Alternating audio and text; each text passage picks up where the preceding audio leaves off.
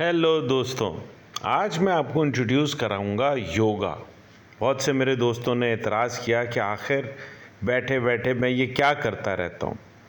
योगा एक ऐसी चीज़ है जो आपकी सेहत की सबसे इम्पॉर्टेंट बात, सांस लेना, सांस को कंट्रोल करना सिखाती है। आपके इमोशंस, आपका एंगर, आपकी बहुत सारी चीज़ें आपके सांस से जुड़ी हुई हैं। आपकी बीमारी शुरू ही तब होती है जब आप सांस लेने में बेएहतियाती करते हैं। बहुत सी दफ़ा आप नोट करते हैं कि आपके लंग्स डीप ब्रेथ लेने से भरते हैं, यानी कि आप सांस खींच कर लें तो आपके सांस आपके ऑर्गन्स को फिल करते हैं। ये एक कंट्रोल है, ये एक इमोशंस हैं और ये आप योगा करने से सीखते हैं। अभी आप मेरे साथ योगा कर रहे हैं तो आप डीप ब्रेथ लें, लंबी सांस लें, 2 लम्हे के लिए रोकें और अपने मुंह से हवा छोड़ दें। आराम से, सुकून से गहरी सांस नाक से लेनी है। 1 2 3 4। आप नोटिस करेंगे कि आप 4-5 गिनने तक में आपकी सांस अंदर खींचने की ताकत रुक जाएगी। तो इससे आपको महसूस होगा कि मैं तो बहुत गहरा सांस भी नहीं ले पा रहा। उसके बाद आप चंद लम्हात के लिए अपना सांस होल्ड करें। आपने गहरी सांस ली, गहरी सांस लीजिए मेरे साथ।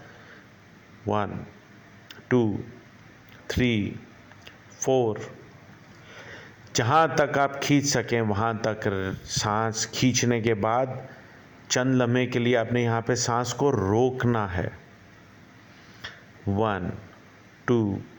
जहाँ आप रोकना रुक जाएं वहाँ सुकून से बिल्कुल धीरे धीरे से अपने मुंह को, होंठों को गोल करके सांस छोड़ दें। आपको एक और बड़ी मज़े की बात बताऊं, जब आप फ़ोन इस्तेमाल कर रहे होते हैं तो आप नोटिस करें आपके दोनों हाथ जुड़ जाते हैं, कंधे झुक जाते हैं। इससे आप नोटिस करेंगे कि आपका सीना सिकुड़ जाता है। ऐसे में आप सांस खुल कर नहीं ले पाते। जब आप पेट के बल लेट जाते हैं तब भी आप सांस खुल के नहीं ले पाते। और जब आप सांस खुल के नहीं ले पाते और आप इस तरह से डीप ब्रेथ नहीं ले पाते और होल्ड कर पाते, तो यहाँ से बीमारियों का जन्म शुरू होता है। इसी तरह से आपको मैं एक और बहुत इम्पॉर्टेंट चीज़ बताऊं। जिस वक्त आप जिम में जाते हैं, आप अपना वर्कआउट कर रहे होते हैं, अगर वर्कआउट के साथ आप लंबा वर्कआउट करना चाहते हैं, आप चाहते हैं कि मैं ना थकूं, मुझे मेरी बॉडी टेम्परेचर ना बढ़े, अगर आप चाहते हैं कि मैं 30 मिनट में जो वर्कआउट करता हूं मैं 30 मिनट के बाद थक जाता हूं, मेरी बॉडी हीट अप हो जाती है, अगर आप चाहते हैं कि 45 मिनट तक ना हो, 60 मिनट तक ना हो, तो आपकी हर मूवमेंट के साथ आपका सांस जुड़ा हुआ है।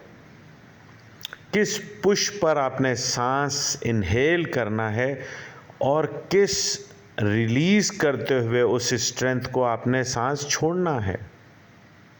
आप जब सांस लेते रहेंगे, अपने फ़र्ज़ किया आप जंप कर रहे हैं, आप हर एक स्टेप जंप के साथ अगर सांस लेंगे और छोड़ेंगे तो आप महसूस करेंगे कि आपके मुंह से निकलने वाली हवा काफ़ी गर्म होगी।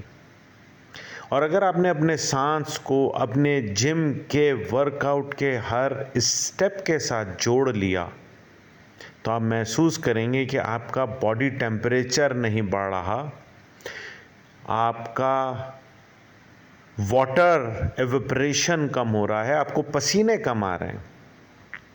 ऐसी सूरत में आपका वर्कआउट स्टेमिना बढ़ेगा। जब आप अपनी सांस को अपने वर्कआउट के हर स्टेज के साथ, हर मोशन के साथ बैलेंस करना सीख लेंगे तो आप अगर जो 30 मिनट तक करने पे आप थक जाते हैं, वो लेते लेते आपका टाइम बढ़ जाएगा और आप 60 मिनट पे पहुंच जाएंगे। यहाँ पे आपका स्टेमिना वो डेवलप होगा। आप महसूस करेंगे कि आप वॉक कर रहे हैं, आप कहीं पर वॉक कर रहे हैं और आप थक रहे हैं। आपका हर स्टेप आपके सांस के रिदम को मैच नहीं कर रहा, जिसकी वजह से आप थकते हैं।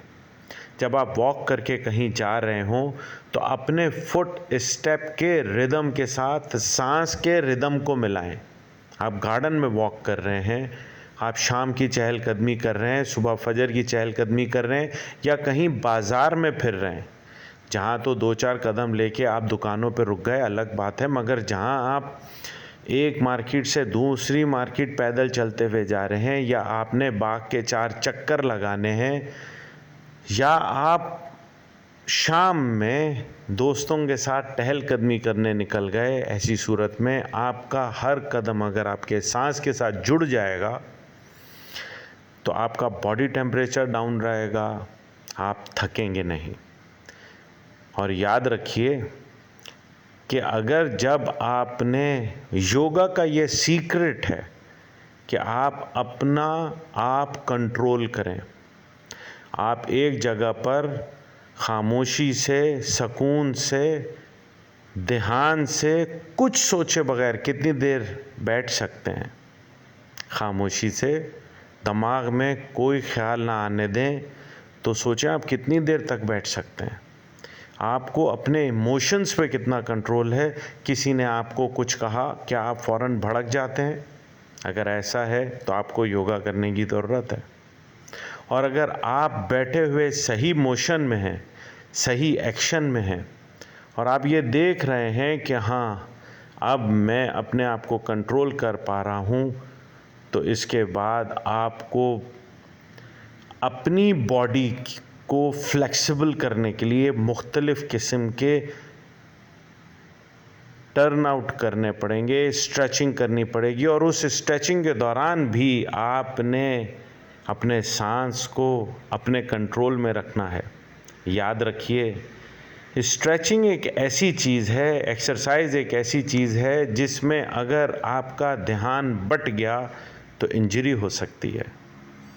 इमोशंस को, ध्यान को कंट्रोल में रखने के लिए योगा एक ऐसी थेरेपी है, एक ऐसी एक्सरसाइज है जो आप अगर अपनी एक ही जगह पर बैठे रहें, अपने आप को, अपने दिमाग को, अपने ख़यालात को अगर एक ही जगह पे बैठ के आपने कंट्रोल कर लिया, तो आप किसी भी किस्म की जंग जीत सकते हैं। अगर आपको किसी किस्म की बीमारी से बचना है तो आपको सीखना होगा कि लंबे सांस कैसे लेने हैं, सांस को होल्ड कैसे करना है, और खुश कैसे रहना है। अगली वीडियो में मैं आपको कुछ मूव्स करके दिखाऊंगा जो कि आप आसानी से अपने घर में आराम से कर सकते हैं। खुश रहें। Have a nice day.